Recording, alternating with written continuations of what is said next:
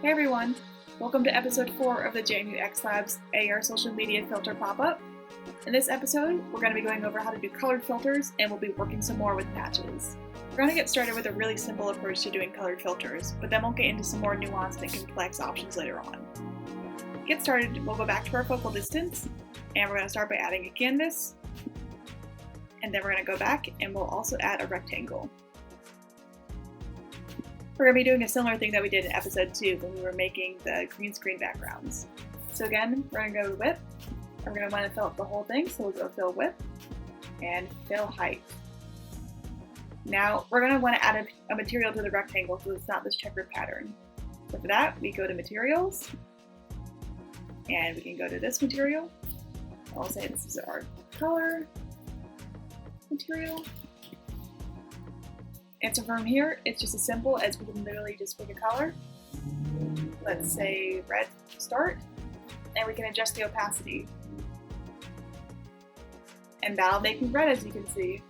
Obviously, this approach only really works if you're trying to do a single color as a filter. The way we can get around this is actually going and editing the RGB or red, green, blue values of the camera. So to do that, we can go to camera, and we're going to get our texture extraction again, which again is the image that the camera is getting with the colors and the shading of my face and all of that. So we have that down here, and we can drag that now into the patch editor. So as you see, there's 3 different outputs. We have RGBA, which is red, green, blue, and alpha, and then just RGB and just A. So to get us started, we're going to need to separate all of these values so we can edit them individually. So we can add a patch, and we're going to do something called unpack. And we're going to take our RGBA and we'll put it into here. And we also need to change this from a vector 3 to a vector 4. Now, the way that this unpack function works is that it's taken the RGBA and it's converted it. So this is the R output, this is the B, this is the G, this is the B, and this is the A. So now let's say we want to change the red value. We have a bunch of different functions we can add to adjust this value. One that we can use is the add. So we can take our red output and we can put this into the first value, and let's say we want to add 0.1 to the red value. And we want to keep everything else the same. Next, what we're going to have to do is actually repack all the values so it can be read as an RGBA again. So we have to go back and we have to find a pack patch. That's a tongue twister. And again, we have to change this to 4 since we have 4 values. And so we'll put the first one in, and then we'll just match the rest of these up. Now we actually have to feed these values into a material. So if we go back to our color mat, and we can take this back to white, we can actually put our texture back in the patches here, and then we can connect these two. So now we have our slightly adjusted filter, and now if we make changes, like let's say we make this 1, it gets a lot more red, and we can take some out. It's a little bit less red.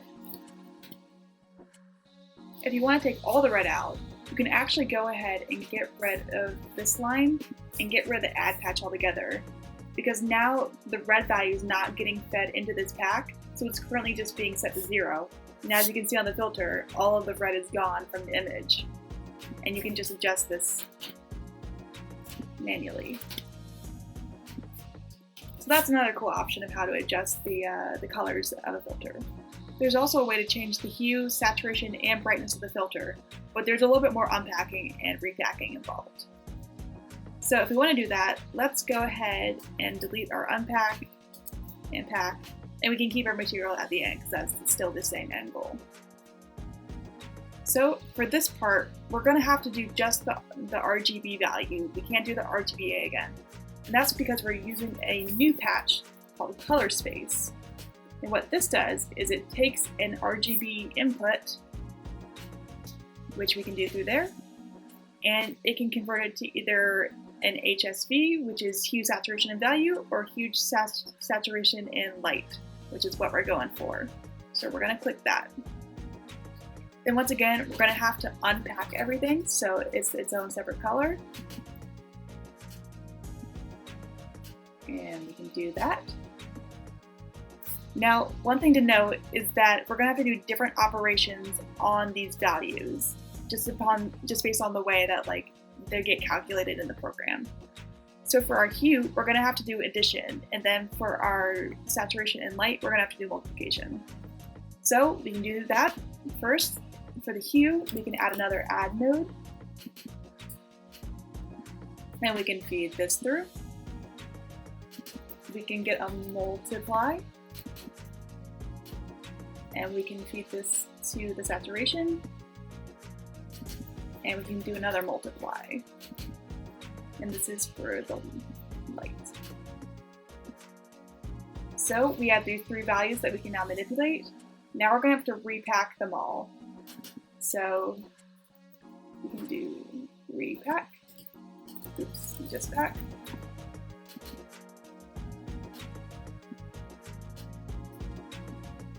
One, two, three.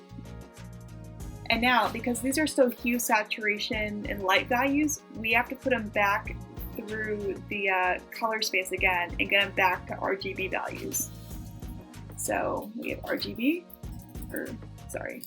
color space, put another one of those in.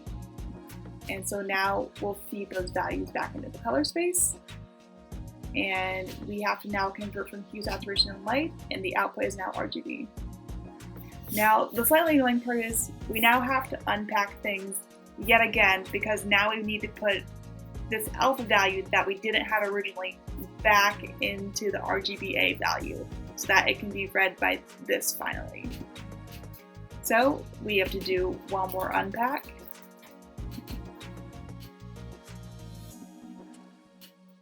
Into here.